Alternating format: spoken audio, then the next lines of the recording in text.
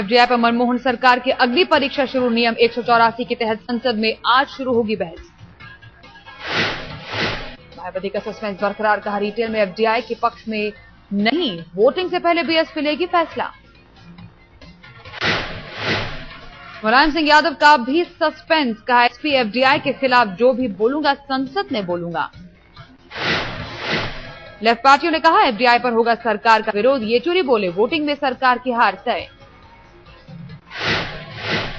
सीताराम येचुरी के इल्जाम, अमेरिका को खुश करने की कोशिश, ओबामा है पीएम के ग्राम देवता।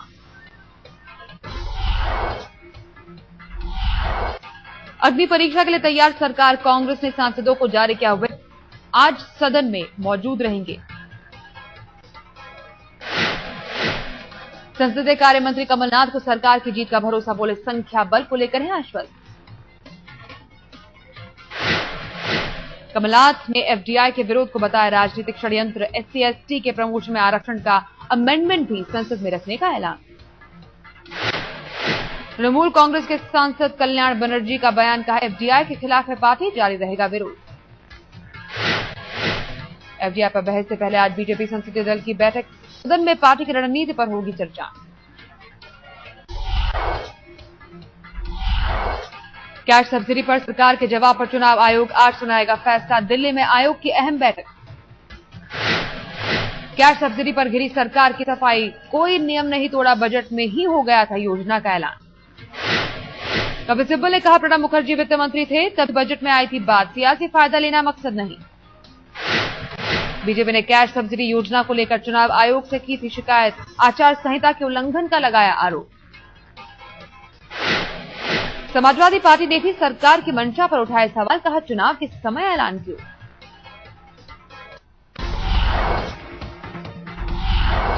मोदी पर कांग्रेस का सीधा हमला, केंद्रीय मंत्री मनीष तिवारी ने जियो ग्लोबल को गैस खोजने का ठेका देने पर उठाए सवाल।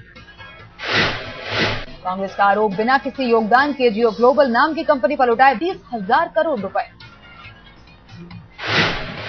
मनीष तिवारी ने कहा ठेका देने के महज 6 हफ्ते पहले बनी थी कंपनी जियो ग्लोबल, ठेका मिलने के बावजूद नहीं कर सकी काम। 2 करोड़ 64 लाख में धंसी कंपनी को मिली जिम्मेदारी।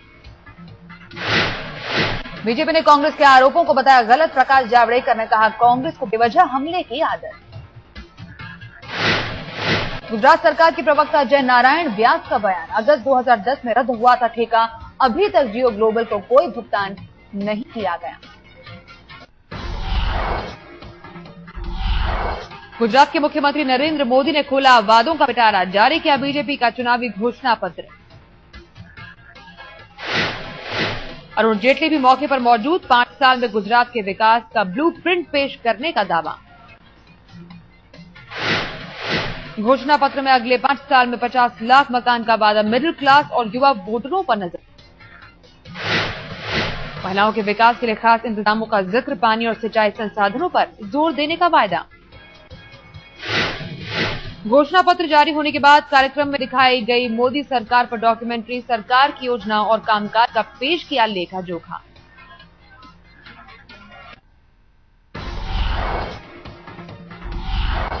बीजेपी ने घोषणा पत्र में किए कई वायदे, 6 करोड़ गुजरातियों के स्वास्थ्य बीमा और आपात बीमा का भी जिक्र। घोषणा पत्र में किसानों पर भी नजर, किसानों को ब्याज दर में राहत दिलाने का भरोसा।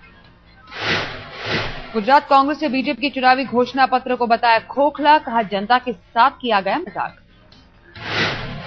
कांग्रेस का आरोप, बीजेपी राज में नहीं मिला सस्ता मकान, बड़े उद्योगपतियों के लिए काम करते हैं मोदी।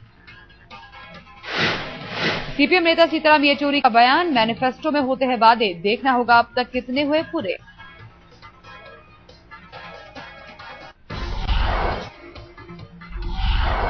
नरेंद्र मोदी का आज फिर दिखेगा 3D अवतार, एक साथ 52 जगहों पर प्रचार। 3D तकनीक के जरिए कई जिलों में देखा जा सकेगा मोदी का भाषण, स्टूडियो में रहेंगे मोदी। गुजरात में पहले चरण के मतदान में 46 उम्मीदवारों के खिलाफ गंभीर आपराधिक मामले, नेशनल इलेक्शन वॉच का खुलासा। गुजरात परिवर्तन पार्टी ने सबसे ज्यादा 11 उम्मीदवारों को दी टिकट, बीजेपी से 9 और कांग्रेस से 8 उम्मीदवार। नेशनल इलेक्शन वॉच के मुताबिक उम्मीदवारों के खिलाफ हत्या और डकैती जैसे संगीन मामले।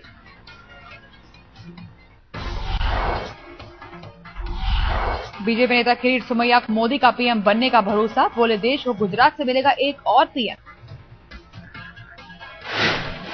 बीजेपी के लिए प्रचार करने जामनगर पहुंचे सोमैया ने कहा, मोरारजी देसाई के बाद मोदी ही होंगे दूसरे पीएम। ममता ने केंद्र पर निकाली भड़ास, कहा हमारा राज्य गरीब हो सकता है लेकिन हम भिखारी नहीं। पुरुलिया में ममता ने यूपीए सरकार पर बोला हमला, कहा खाद के दाम बढ़ने से किसानों पर मुसीबत। आज दिल्ली में जंतर मंतर पर गन्ना किसानों का प्रदर्शन, पूर्व आर्मी चीफ वीके सिंह भी लेंगे हिस्सा।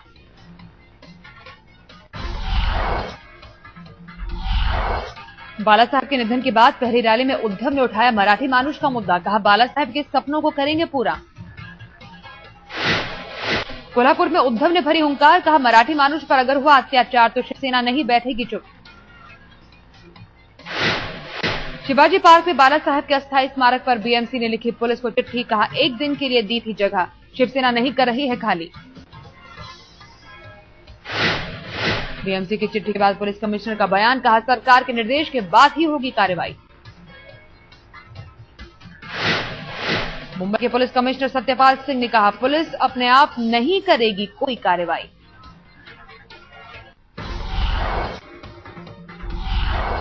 मोंटी चड्ढा मर्डर केस में नामधारी पीएसओ सचिन त्यागी गिरफ्तार, सबूतों से छेड़छाड़ और बयान बदलने का आरोप।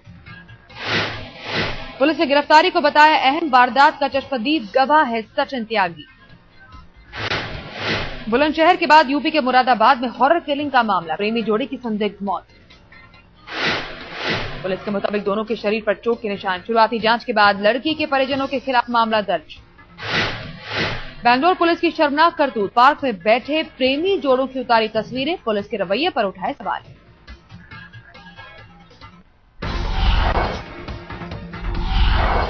नॉर्वे में बेटे पर सती के आरोपों में फंसी भारतीय दंपत्ति पर फैसला आज, सरकारी वकील ने की है मां बाप के लिए 15 और 18 महीने सजा की मांग। एयर होस्टेस गीतिका शर्मा खुदकुशी में सरकारी गवाह बनने को राजी हुआ शिवरूप गायब, देश से बाहर भागने की आशंका। एमडीएलआर का एचआर मैनेजर था शिवरूप, कांडा ने शिवरूप को गीतिका को दुबई से लाने भेजा था, बेल पर छूटा था शिवरूप। दिल्ली के करोल बाग में दिन दहाड़े लाखों की लूट, हथियारों के दम पर 3 लाख रुपए ले उड़े बदमाश, शादी के ढोल नगाड़ों के बीच दब गया लोगों का शोर। नोएडा में चोरी के आरोप में एक शख्स की पिटाई, बाद में शख्स को लोगों ने किया पुलिस के हवाले।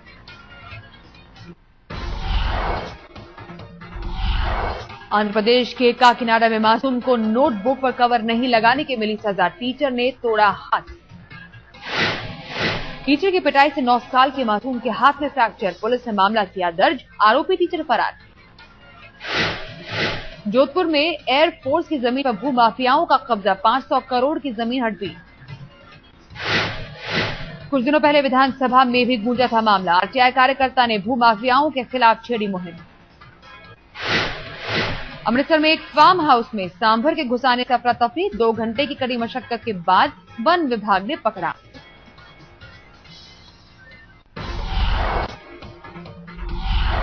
मुंबई में कल कमला मिल कंपाउंड में हुए हादसे में कंपनियों के खिलाफ मामला दर्ज, ठेकेदार के खिलाफ भी केस। कमला मिल कंपाउंड में स्लैब गिरने से 2 मजदूरों की हुई थी मौत, 6 मजदूर घायल। हादसे के वक्त काम कर रहे थे कई मजदूर, सभी घायलों का अस्पताल में चल रहा है इलाज। मुंबई के गोवंडी इलाके में बने महिला सुधार गृह से लड़कियों के भागने का सिलसिला जारी, पुलिस के लिए रोक लगा पाना मुश्किल। पुलिस कर रही है मामले की छानबीन, बड़े गिरोह का हाथ होने की आशंका, अब तक नहीं मिला कोई सुराग।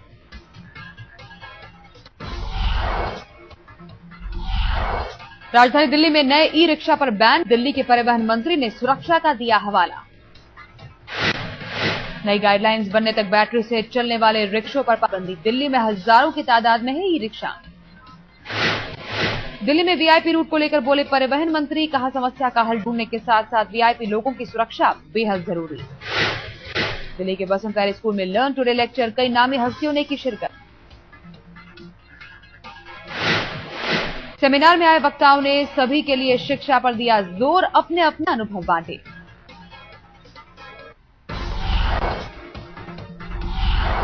चैंपियंस ट्रॉफी में आज मेलबर्न में भारत का जर्मनी से मुकाबला, लगातार 2 जीत से भारत के हौसले बुलंद। भारत ने इंग्लैंड और न्यूजीलैंड को दी थी करारी शिकस्त, विजयी अभियान जारी रखना चाहेंगे खिलाड़ी। कल से कोलकाता में इंग्लैंड के खिलाफ शुरू हो रहा है तीसरा टेस्ट मैच, मुंबई में मिली जीत से इंग्लैंड का हौसला बुलंद। ईडन गार्डन में धोनी को नहीं मिलेगा turning track, CAB president Jagmohan Dalmiya ने भी कहा तीसरे टेस्ट के लिए स्पोर्टिंग विकेट। भारत के पूर्व कप्तान नारी कॉन्ट्रैक्टर ने धोनी की आलोचना की, कहा खुलेआम टर्निंग ट्रैक की मांग करना ठीक नहीं।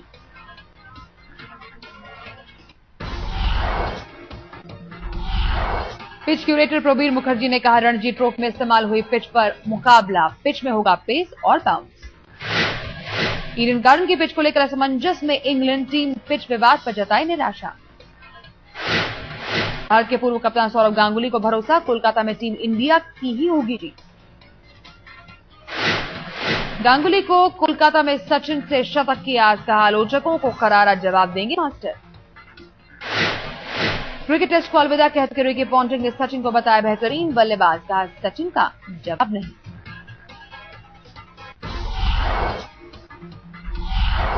पॉन्टिंग बोले एक कप्तान के नजरिए से सचिन को परखा, भारत में ही नहीं ऑस्ट्रेलिया में भी ढेरों रन बनाए। पॉन्टिंग को करियर के आखिरी टेस्ट में असफल रहने का मलाल, कहा अपने प्रदर्शन से हुई निराशा। करियर के आखिरी टेस्ट में नर्वस थे रिकी पॉन्टिंग, कहा बेहतरीन प्रदर्शन कर टीम को जीत दिलाना चाहते थे। पर्थ टेस्ट की दूसरी पारी में महज 8 रन बना सके पॉन्टिंग, रॉबिन पीटरसन की गेंद पर कैलिस ने लपका कैच। पहली पारी में सिर्फ 4 रन बनाकर आउट हो गए थे पॉन्टिंग, 3 मैचों की सीरीज में महज 32 रन ही बना सके।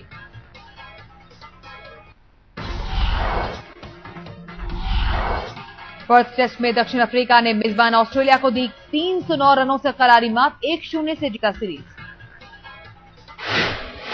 दक्षिण अफ्रीका के टेस्ट में नंबर 1 की कुर्सी पर कब्जा बरकरार, शानदार बल्लेबाजी के लिए हाशिम अमला को man of the match. Bharat Pak match के लिए बेंगलुरु के चिन्नीस्वामी स्टेडियम को हरी झंडी, पाक से आई टीम ने किया शहर का दौरा। टीम के सदस्यों ने सुरक्षा इंतजामों का लिया जायजा, 25 दिसंबर को बेंगलुरु में भारत पाक के बीच पहला T20। रविवार को पाक से आई टीम ने कोलकाता का किया था दौरा, ईडन गार्डन में होने वाले मुकाबले को भी दी हरी झंडी।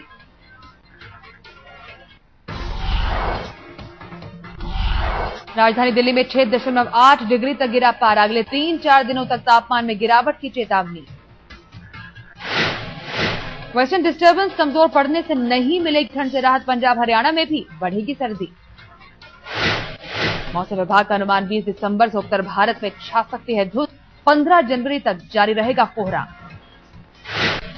कश्मीर घाटी और हिमाचल के कई हिस्सों में बर्फबारी जारी, मौसम वैज्ञानिकों के मुताबिक सर्द हवाएं पकड़ सकती हैं जोर।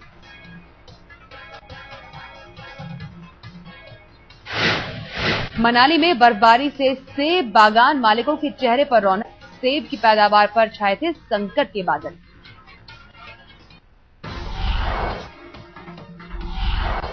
ब्रिटिश राजघराने में खुशियों की लहर, गर्भवती हैं duchess of Cambridge Kate Middleton, दुनिया भर से बधाई संदेश। चीन के कई इलाकों में जबरदस्त कोहरा, शून्य के करीब विजिबिलिटी, ट्रैफिक व्यवस्था प्रभावित। अमेरिका के उत्तर कैलिफोर्निया में तेज हवा और भारी बारिश से बाढ़, 50,000 से ज्यादा लोगों के घरों से बिजली गायब। मिस्र में राष्ट्रपति मोर्सी का विरोध जारी, 11 समाचार पत्रों ने मंगलवार के लिए बंद किया अपना प्रकाशन। सीरिया में अभी भी जारी गृह युद्ध, सरकारी विमानों पर विद्रोहियों के एंटी एयरक्राफ्ट गन से हमले का वीडियो आया सामने।